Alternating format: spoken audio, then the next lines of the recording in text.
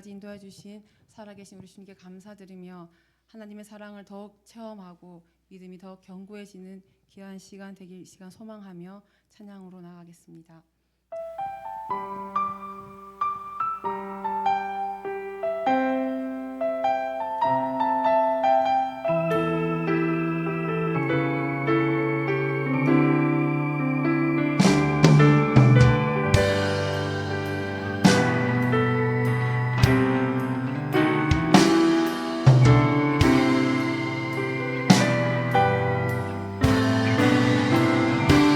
예수를 만난 자, 예수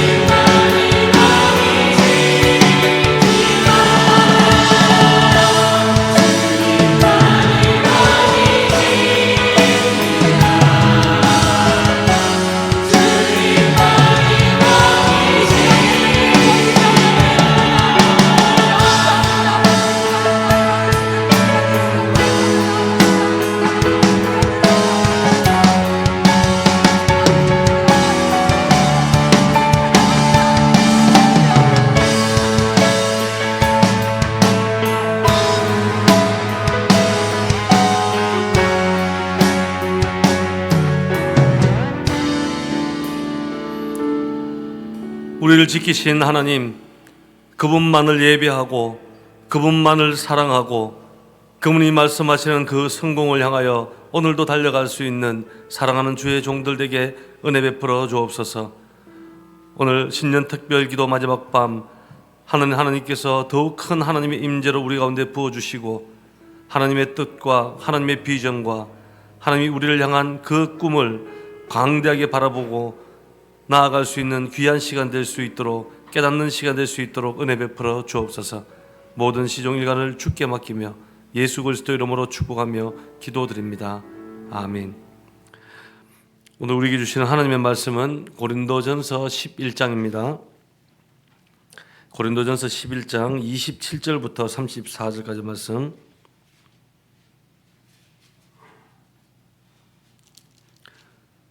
신약성경 277페이지입니다. 고린도전서 11장 27절부터 34절까지 말씀을 우리 한 목소리로 함께 합독하시겠습니다. 같이 했습니다. 시작. 그러므로 주의 떡이나 잔을 합당하지 않게 먹고 마시는 자는 주의 몸과 피에 대하여 죄를 짓는 것이니라. 사람이 자기를 살피고 그 후에야 이 떡을 먹고 이 잔을 마실지니 주의 몸을 분별하지 못하고 먹고 마시는 자는 자기의 죄를 먹고 마시는 것이니라. 그러므로 너희 중에 약한 자와 병든 자가 많고 잠자는 자도 적지 아니하니 우리가 우리를 살폈으면 판단을 받지 아니하려니와 우리가 판단을 받는 것은 주께 징계를 받는 것이니 이는 우리로 세상과 함께 정죄함을 받지 않게 하려 하심이라. 그런즉 내 형제들아, 먹으러 모일 때 서로 기다리라. 만일 누구든지 시장하거든 집에서 먹을지니 이는 너희의 모임이 판단받는 모임이 되지 않게 하려 함이라. 그 밖의 일들은 내가 언제든지 갈 때 바로 잡으리라. 아멘. 할렐루야. 옆 사람에게 한번 인사 한번 나누겠습니다. 한 주간 수고하셨습니다. 예. 하나님의 인재가 충만하십시오. 예. 오늘 또 금요 열방집회 오신 분들도 계시겠지만 이제 월요일부터 우리 일주일간 2026년을 위한 우리 특별 기도회로 우리가 시작을 하게 되었습니다. 금년에는 하나님께서 주시는 음성 듣고 성공하는 그런 형통한 한 해 되길 주의 이름으로 축복하고 기도드립니다. 미국에 에드라는 분이 있습니다. 이분이 30년 전에 조그마한 동전 하나를 주었어요. 근데 이 동전을 보니까 뭐 굉장히 낡았기도 낡았고 굉장히 신기하다 보니까 그것을 그냥 집에다가 보관을 해 두었습니다.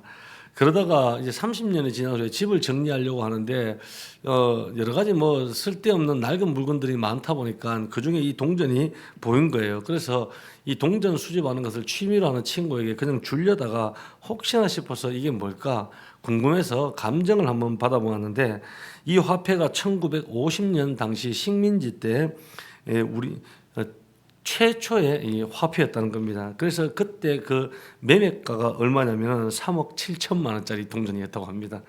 그런데 이 화폐의 가치를 모르니까 지난 30년 동안 이것이 얼마나 소중하고 귀한 줄 몰랐다는 것입니다. 여러분, 우리가 아무리 귀하다 하더라도 그 가치를 알지 못하면 그것은 아무 소용이 없는 것입니다. 제가 무엇을 말씀드리냐면 하나님의 은혜를 이야기하는 겁니다. 여러분, 하나님의 은혜, 하나님께서 우리에게 주신 구원의 그 은혜가 얼마나 큽니까? 하나님께서 저와 여러분들에게 주신 약속이 얼마나 큽니까? 하나님께서 저와 여러분을 사랑하시는 그 사랑의 언약이 얼마나 귀하고 축복된 것입니까? 그런데 많은 크리스찬들이 하나님께서 주신 것이 아무리 귀하고 아무리 아름답고 값진 것이라 할지라도 이것을 우리의 마음속에 바르게 간직하지 못하면 그것은 아무 의미가 없다라는 말입니다. 여러분, 이런 뜻에서 하나님의 은혜를 우리가 받는 것도 중요하지만 그것보다 더 중요한 것은 주신 그 은혜를 끊임없이 간직하고 이 은혜를 바르게 사용하는 것이 더 중요한 겁니다. 그래야지 그 은혜를 나의 축복으로 삼고 내가 하나님께서 기뻐하시는 바른 삶의 인생들을 살아갈 수 있기 때문입니다. 여러분, 우리는 지금까지 지난 한 해도 하나님의 은혜로 살아왔는 줄 믿습니다.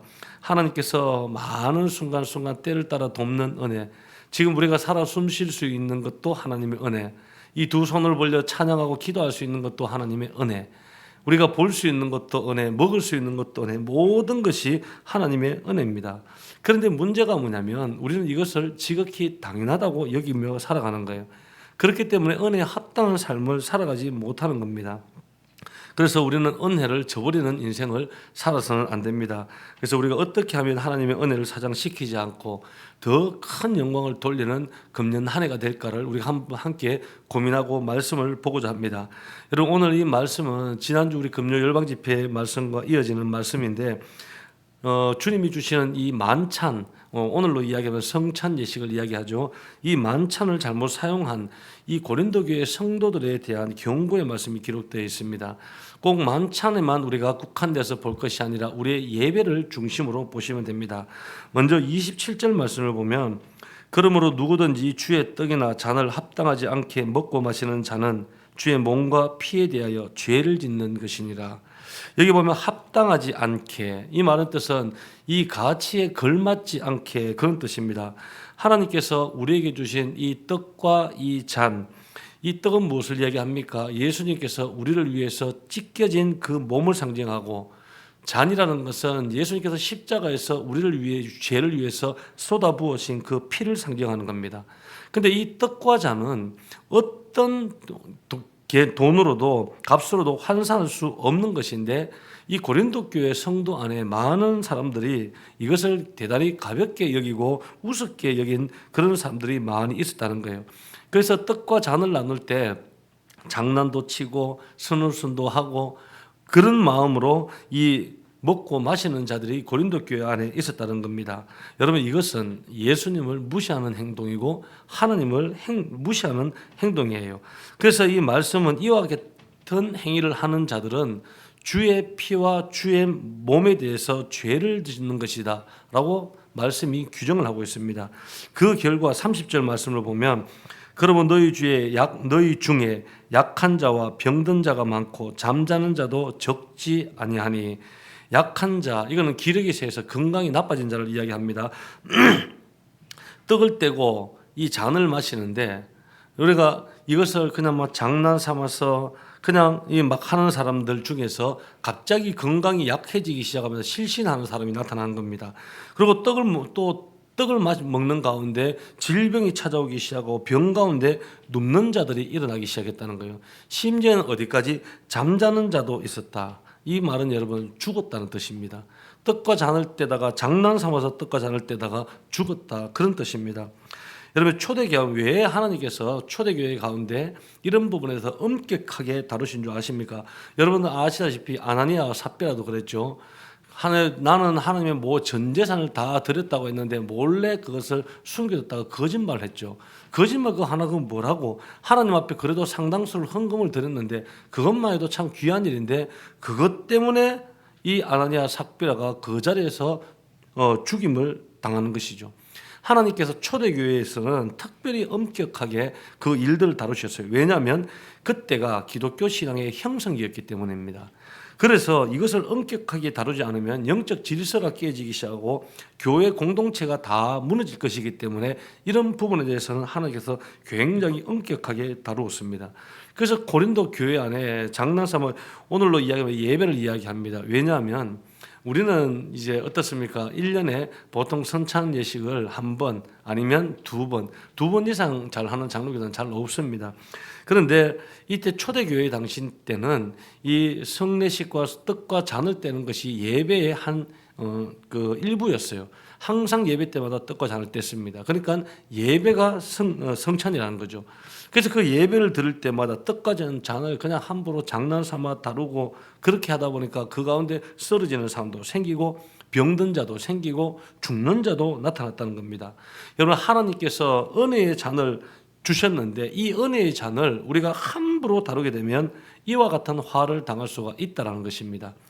여러분, 우리나라 일제강점기를 거쳤죠. 그리고 좀 우리나라 모든 민족들이 환호를 했던 그 시기 때 또다시 6.25라는 전쟁으로 이 나라와 민족이 폐허가 되어버렸지 않습니까? 그럼에도 불구하고 세계에서 굉장히 잘 사는 나라로 세운 이 근본적인 이유가 무엇일까요? 여러분, 그것은 하나님입니다. 어떤 분들은 한국인들이 가지고 있는 어떤 뭐 근면함과 끈기와 열정, 두뇌 때문에 그랬다라고도 이야기를 하는데, 여러분 그것만 가지고 이 대한민국을 일으킬 수가 없는 것입니다. 하나님께서 하셨죠. 하나님께서 이 민족 가운데 특별한 은혜를 베풀어 주셨어요. 특별히 60년대와 70년대 이 한국 교회 안에 새벽 때마다 눈물을 흘렸던 수많은 우리의 성도님들과 우리 믿음의 선배들, 목회자들이 얼마나 많습니까? 수많은 목회자들이 하나님 앞에 복음 선교를 서원했지 않습니까? 그때마다도 순전한 복음이 이 한국 교회를 일으켰고 이 대한민국을 잘 사는 강대국으로 일으켰어요. 이것이 무엇입니까? 따라하시기 바랍니다. 하나님의 은혜다. 예. 여러분, 이 대한민국이 하나님의 은혜 때문에 세움받은 한국인데, 이제 와서 좀 잘 먹고 잘 살게 되다 보니까 많은 크리스찬들이 하나님의 은혜를 저버리고 잃어버린 채 살아가는 거예요. 하나님을 머릿속에서 지워버리며 살아가는 거예요. 경제적인 부만 자랑하는 거예요. 잘 나가는 성공만 자랑하는 거예요. IT만 자랑하는 거예요. K-팝, K-아트만 자랑하는 거예요. 그러면 여러분, 이 한국 땅의 미래가, 장래가 어떻게 되겠습니까? 여러분, 작년 통계에 따르면 우리나라 대학생들 70년, 80년대만 보십시오. 90년대까지만 하더라도 우리 대구 근교에 있는 경북대, 영남대, 계명대, 대구대 할 것 없이 IMF, CCC, IBF가 얼마나 많은 줄 아십니까? CCC 영대만 하더라도 제 친구가 영대에서 CCC에서 가장 높은 대표 자리를 맡고 있었는데, 그때만 하더라도 CCC 멤버가 4,000명이었습니다. 대학생 4,000명이 날마다 모여서 예배하고 집회하고, 그는 보통이 아니었어요. 보통 영대 운동장에서 모여서 그렇게 했어요. 계대도 마찬가지고 대구대도 마찬가지고 경대도 마찬가지고 서울권의 여러 모든 대학이 마찬가지였습니다. 그런데 작년 통계에 따르면 한국에 있는 나는 크리스찬입니다 라고 조사를 했을 때 몇 프로가 나온 줄 아십니까? 1.8% 나왔습니다. 1.8%. 여러분, 100명 중에 1명 내지 2명꼴이 대학 안에서 크리스찬이라는 거예요.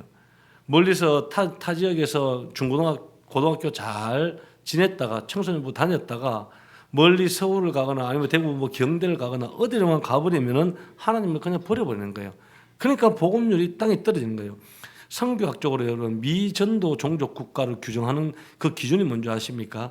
그 나라의 국가에 2% 미만의 크리스찬이 있으면 그것은 미전도 종족이라고 규정을 합니다. 그러면 어떻습니까? 우리 한국은 여러분, 전 세계에 선교사를 얼마나 파송한 줄 아십니까? 4만 9천 명을 파송을 했습니다. 이것은 미국 다음으로 전 세계 2위입니다. 어마어마한 선교사를 파송을 한 것이죠. 그런데 막상 우리 이 땅이 미래가 되어야 할 대학생들은 미전도 종족 국가로 그냥 전락되어 버리고 말았다는 겁니다. 이것이 얼마나 기가 막힌 현실인지 몰라요. 그래서 많은 교회에서 다음 세대 하는 이유가 여기 있어요. 우리가 다음 세대에 외친다고 그것이 여러분 다음 세대가 돌아올까요? 우리는 이 현실을 바르게 보아야 되고, 우리는 이 현실을 바라보면서 정말 정신을 차려야 하는 것입니다. 여러분, 하나님께서 우리에게 주신 은혜를 그 은혜로 여기지 않는 풍조가 계속 된다 그러면 하나님께서 이 국가나 여러분들의 가정이나 여러분들의 사업장이나 일터나 삶에서 하나님이 주셨던 그 은혜를 빼앗아 갈 수 있다라는 말씀입니다. 여러분, 예수님께서 은혜를 주시기 위해서 십자가에 달리셨어요. 그 고통을 지켜보셨던 하나님의 마음이 어떠셨을까요? 온몸이 찢어지고 온몸을 피를 쏟아내는 그 고통을 바라보시는 하나님은 예수님 또한 그냥 버리셨다고 성경이 기록되어 있죠. 여러분, 이 은혜는 우리가 공짜로 받은 그런 값싼 은혜가 아니라는 겁니다. 이 사실을 우리가 모두 바르게 아셔야 돼요. 그래서 우리가 어떻게 하면 하나님께서 주신 그 은혜를 잊지 않고 저버리지 않고 하나님께 영광을 돌리며 살아갈 수 있을지 오늘 말씀을 통해서 세 가지 우리가 함께 나누고자 합니다. 첫 번째는 자기 자신을 먼저 점검해야 합니다. 28절을 보면 우리 함께 한번 읽어봅니다. 28절 시작. 사람이 자기를 살피고 그 후에야 이 떡을 먹고 이 잔을 마실지니. 아멘. 여기 보면 무엇을 점검하라는 것이냐. 그럼 여기는 세 가지를 점검하라는 말씀이 내포되어 있습니다. 첫 번째는 자신의 죄를 점검해야 되는 거예요. 여러분, 자신의 죄를 날마다 점검하고 있습니까? 혹여나 내 가운데 숨겨진 죄가 없는지 잘 살피고 이것을 자복하고 마셔야지 죄를 묻고 마시는 케이스가 되지 않는다는 겁니다. 우리는 흔히 이 말씀을 보면서 성만찬에 이 말씀이 많이 인용이 됩니다. 그래서 성찬 예식을 하면 저도 그랬어요. 고등학교 때. 우리 목사님이 부목사님이 하도 이런 말씀 많이 하셔서 죄 회개 안 하고 이 잔 마시면은 이건 죄를 마시는 것 때문에 너는 죽는다는 얘기 많이 들었어요. 중학교 고등학교 때. 그래서 성찬을 할 때마다 지금까지 지었던데 한꺼번에 회개기도 하고 성만찬을 했는데 이것은 좁게 성만찬에만 국한하는 것이 아니라 이 성만찬 초대교회는 이 성만찬 자체가 예배를 이야기하는 것입니다. 그래서 우리가 항상 예배에 나올 때 이 자리에서 무엇을 합니까? 내가 한 주간 동안 지었던 숨겼던 죄가 없는가 살피고, 여러분 그것을 살피지 아니하고 가볍게 예배에 들어오면 그 죄를 내가 또 마시는 케이스가 되어버린다는 겁니다. 그리고 두 번째 케이스는 이웃과의 관계에 대해서 점검을 하라는 겁니다. 주의 만찬 앞에서는 여러분 절대 원수라는 것이 존재할 수가 없습니다. 있다 하면은 먼저 용서를 하고 또 용서를 구하고 이 떡과 잔, 이 예배에 와야 한다는 겁니다. 그래서 성경에도 규정되어 있죠. 친구와 어떤 다툼이 있다 그러면 그것부터 해결하고 예배의 자리에 와야지 우리가 죄를 범하지 않게 된다는 겁니다. 그래서 우리가 그런 모든 인간과의 관계가 해결되지 않고 들어오게 되면 그냥 들어오면 문제가 생긴다는 거예요. 그리고 세 번째는 하나님 은혜에 대해서 점검을 하라는 겁니다. 떡과 잔의 이 의미를 잘 아셔야 됩니다. 그리고 우리가 하나님과 예배하는 예배 자리를 잘 아셔야 돼요. 성찬할 때 떡을 주니까 아이고 맛있다, 잔을 주니까 마셨다, 그냥 가볍게 얘기하면 대단히 위험하다는 것입니다.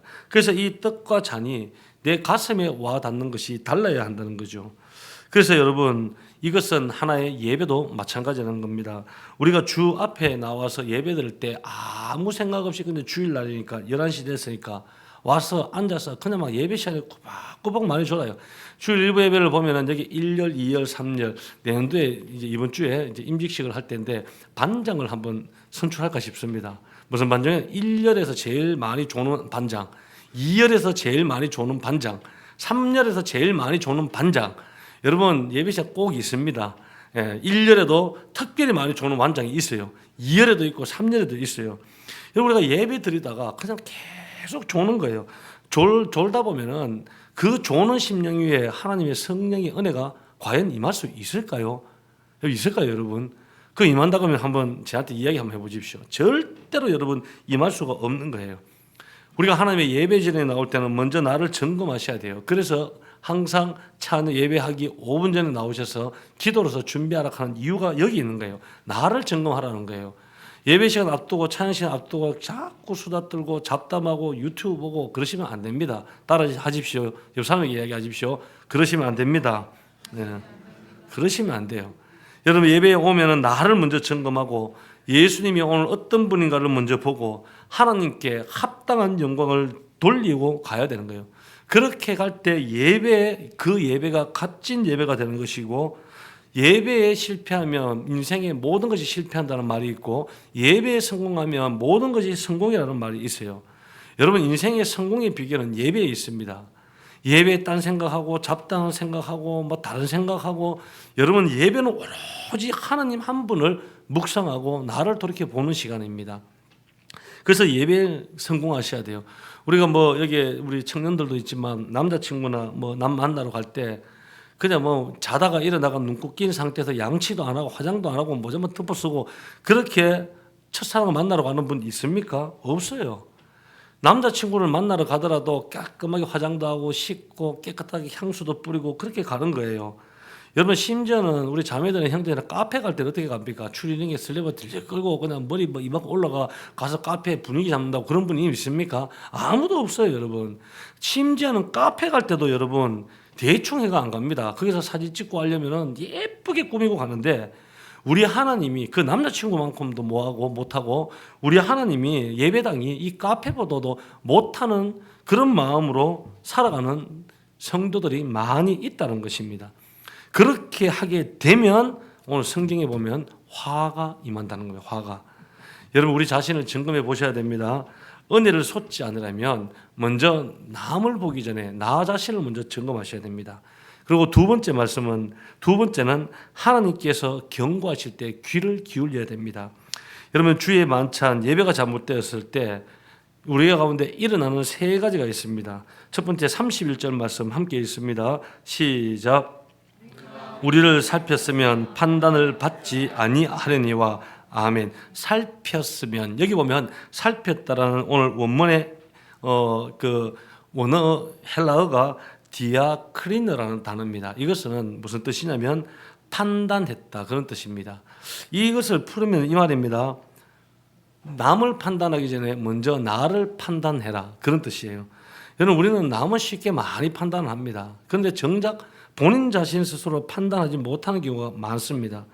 우리가 무엇을 어떤 일을 잘못을 했을 때 사도 바울이 하는 이야기가 이겁니다. 내가 나를 판단하고 깨닫게 된다면 그것은 가장 좋은 케이스가 됩니다.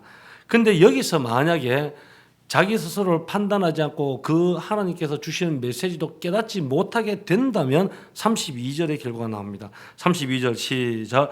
우리가 판단을 받는 것은 주께서 징계를 받는 것이니 이는 우리로 세상과 함께 정죄함을 받지 않게 하려 하십니다. 아멘. 여러분, 우리가 자기 스스로 판단하지 않는 자는 어떻게 되냐? 우리가 예수님께, 주님께 판단을 받는다는 거예요. 내가 스스로 깨닫고 내가 스스로 하나님 앞에 회개하고 나면은 끝날 문제지만, 그것을 깨닫지 못하고 반성하지 못한 채 계속 가게 되면 주님의 판단을 받게 되는데, 주님의 판단을 받을 때는 반드시 따르는 것이 있습니다. 그것은 징계입니다. 징계예요. 채찍이라고도 이야기하죠. 심판하고는 좀 다른 겁니다. 우리가 하나님의 예수님의 징계를 받게 되면 그때부터 고난의 터널에 들어갑니다. 물질로서 우리를 채찍을 가할 때도 있고, 질병으로 채찍을 가할 때도 있고, 관계로 채찍을 가할 때도 있고, 풀리지 않는 문제들로 채찍을 가할 때가 있다는 겁니다. 그런데 하나님께서 계속해서 이 징계로도 깨닫게 하시려고 하는데 거기서도 계속 빗나간다. 그러면 세 번째 단계가 결과가 나옵니다. 우리 32절 한 번 더 하반절입니다. 32절 있습니다. 시작. 우리가 판단을 받는 것은 주께 징계를 받는 것이니 이는 우리로 세상과 함께 정죄함을 받지 않게 하려 하십니다. 아멘. 세상과 함께 정죄함을 받지 않게 하려 하십니다. 여러분, 하나님께서 우리에게 징계를 가하심에도 불구하고 우리가 깨닫지 못하면 심판의 단계에 들어선다, 그런 뜻입니다.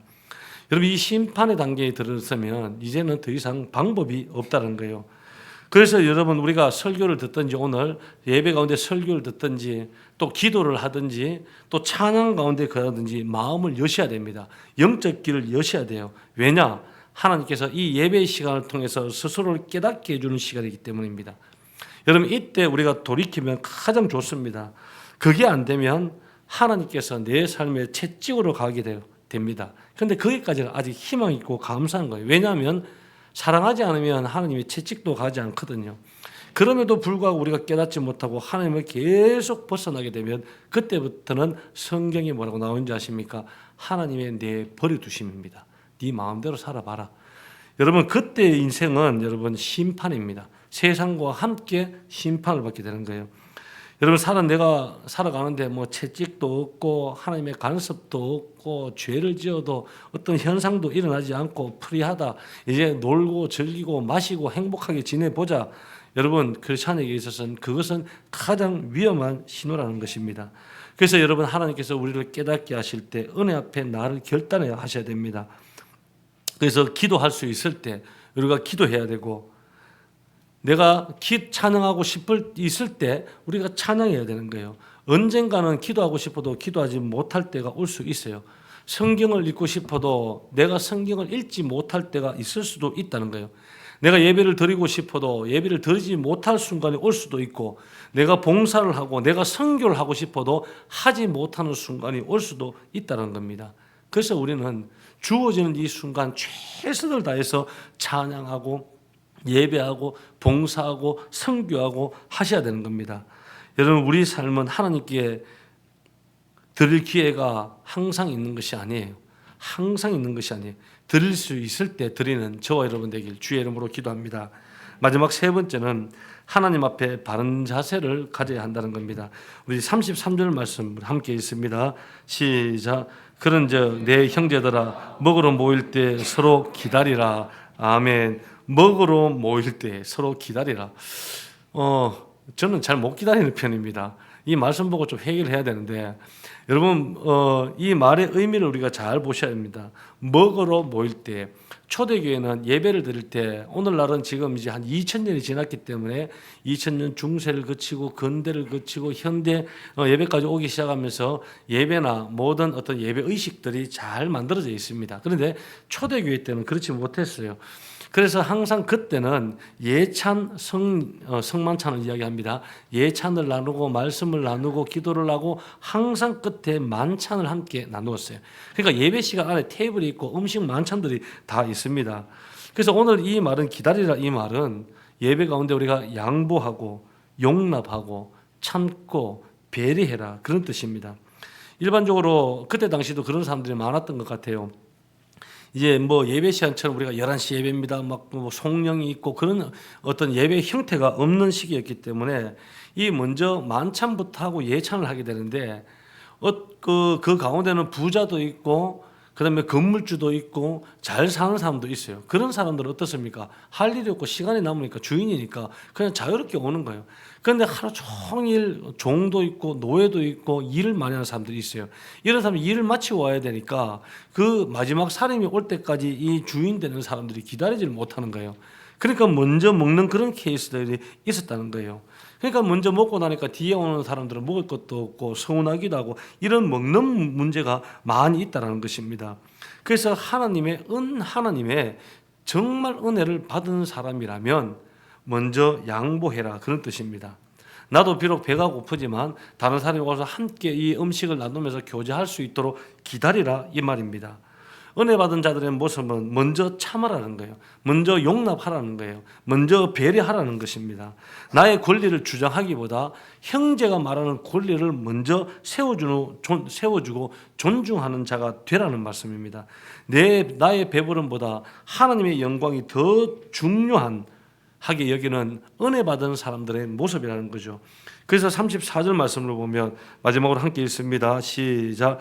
만일 누구든지 시장하거든 집에서 먹을지니 이는 너희의 모임이 판단받는 모임이 되지 않게 하려 함이라.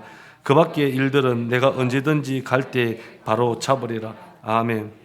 이 말의 뜻이 뭔지 아십니까? 먹는 것에만 집중하시면 안 됩니다. 교회에서 어떤 공동체들이 우리 많잖아요. 청소년 공동체, 주일학교 공동체, 청년 공동체도 1, 2, 뭐 아령, 화진, 예진 그리고 또 우리 장년 공동체도 목장 모임이 있지 않습니까? 근데 그 공동체 안에서 먹는 것이든 어떤 문제든 싸울 바에는 차라리 집으로 돌아가라 이 말입니다. 왜 그런 줄 아십니까? 너희들의 모임이 판단을 받지 않게 하려 합니다. 어른들의 모임 속에서 어떤 지지고 뽑고 시비가 있고 안 좋은 모습이 여러분 우리 다음 세대 청년들의 청소년들이 보면 그것은 판단을 받게 됩니다. 그렇지 않기 위해서 차라리 그럴 바에는 그 모임을 없애고 집으로 돌아가는 거예요. 여러분 더 나아가서 우리 교회가 날마다 교회들이 싸우고 찢고 뽑고 그래 보십시오. 그러면 어떻게 됩니까? 세상 사람들의 손가락질을 받게 된다 그런 뜻입니다. 여러분 교회 공동체가 아웅다웅하면요 세상의 사람들의 판단을 받게 됩니다. 뭐라고 판단받는 줄 아십니까? 온 세계 교회 별 볼 일 없네. 여러분 우리 청소년부 공동체 그냥 우리의 공동체 우리 온 세계 교회 청소년부다 하면서 여러분 세상에 나가가지고 잘못하면 어떤 줄 아십니까? 아이고 온 세계 교회 별 볼 일 없네. 예수 니나 믿어라. 그렇게 나오는 거예요. 청년들도 마찬가지고 이 모든 것이 하나님의 영광을 다 가리는 케이스가 되는 겁니다. 그래서 바울이 뭐라고 이야기합니까? 그러한 시비와 다툼이 없기 위해서는 먼저 양보하라는 거예요. 먼저 배려하라는 거예요. 먼저 기다릴 줄 알아야 한다는 것입니다. 여러분 우리는 많은 지금까지 하나님의 은혜를 받으며 살아왔습니다. 하나님이 우리의 축복을 안겨 주시려고 하시는데 우리는 과연 그 은혜에 합당한 삶을 살아가지 못할 때가 너무나도 많다는 것입니다. 여러분 우리가 신앙생활 할 때 경계해야 할 것들이 있습니다. 하나님께서 나에게 주신 이 은혜를 너무나도 당연시하고 습관과 타성에 젖어서 은혜의 간격은 없고 예배 시간에 날마다 졸면서 엉뚱한 생각하면서 하나님의 예배를 하나님의 만찬을 우습게 여기는 케이스. 여러분 그것은 대단히 위험한 것입니다. 이것이 우리의 영성을 죽게 만드는 거예요. 이것이 우리의 기도를 막게 만들고 이것이 우리의 하늘 문을 막게 만드는 거예요. 그래서 우리는 하나님 앞에 나를 판단하고 바르게 서야 한다는 겁니다. 그래서 우리가 하나님의 은혜와 사랑을 안다면 이 사랑을 나누시길 주의 이름으로 기도합니다. 정말 하나님을 만나지 않으면 구원이 없는 것이죠. 이 사실 알지 않습니까? 정말 하나님을 만나지 않으면요, 여러분들의 삶에 행복이 없습니다. 여러분, 내가 정말 행복자가 되어야 됩니다. 내가 먼저 하나님을 만나야지 내가 다른 사람들에게 예수님을 소개할 수 있는 것입니다. 우리 모두가 금년에는 날 위해 죽으시고 피 흘리신 갈보리 언덕 위에 달리신 예수 그리스도를 바라보셔야 됩니다. 내 자식만 바라보는 것이 아니라, 세상 성공만 바라보는 것이 아니라, 지금 일어나는 내 현실만 바라보는 것이 아니라, 지금까지 내가 잊어버렸던 첫사랑이 다시 보셔야 되는 겁니다. 지금까지 베풀어 주신 하나님의 은혜를 잊어버릴 때가 참 많다는 것입니다. 그때마다 여러분, 갈보리산 위에 십자가 예수 그리스도를 바라보면서 올 한 해도 더욱더 예수로 충만한 금년 한 해 되길 주의 이름으로 축복하고 기도합니다. 이 시간 우리 한번 찬양 드리고 기도했으면 좋겠습니다.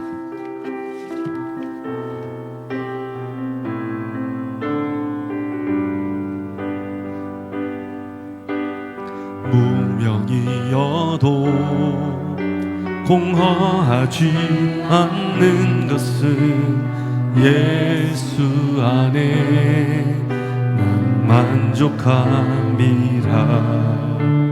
가난하여도 부족하지 않는 것은 예수 안에 오직 나는 부요함이라.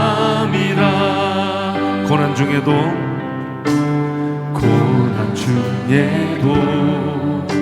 견뎌낼 수 있는 것은 주의 계획 믿기 때문이라.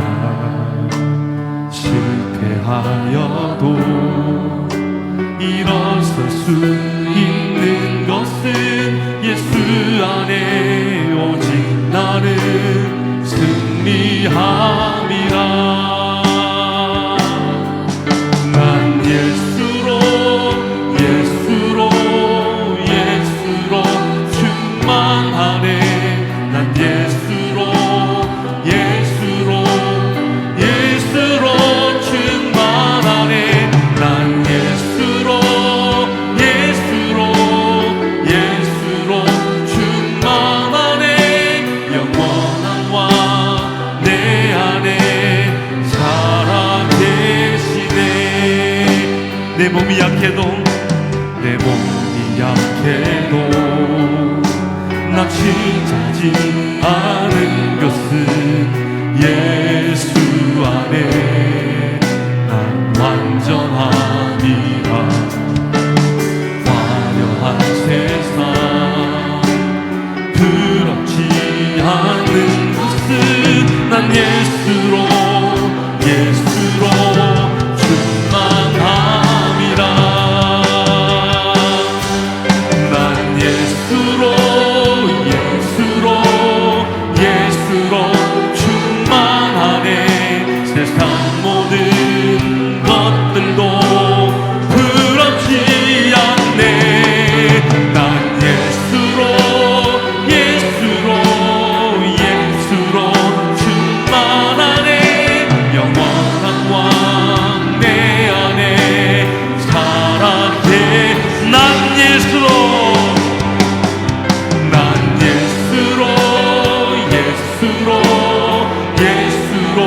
충만하네. 세상 모든 풍파도 두렵지 않네. 난 예수로 충만하네. 영원한 왕 내 안에 살아. 이 시간 주님이 세 번 잡고 통성으로 기도하며 나아가시겠습니다.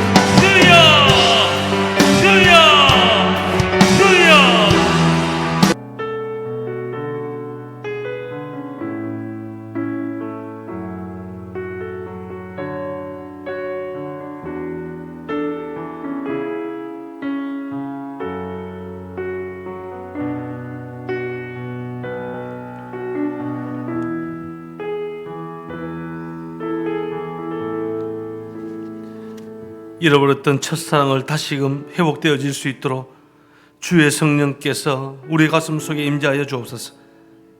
잊고 살았던 하나님의 은혜를 다시금 생각나고 기억나고 은혜에 합당한 삶을 살아갈 수 있도록 주님 우리를 도와주옵소서.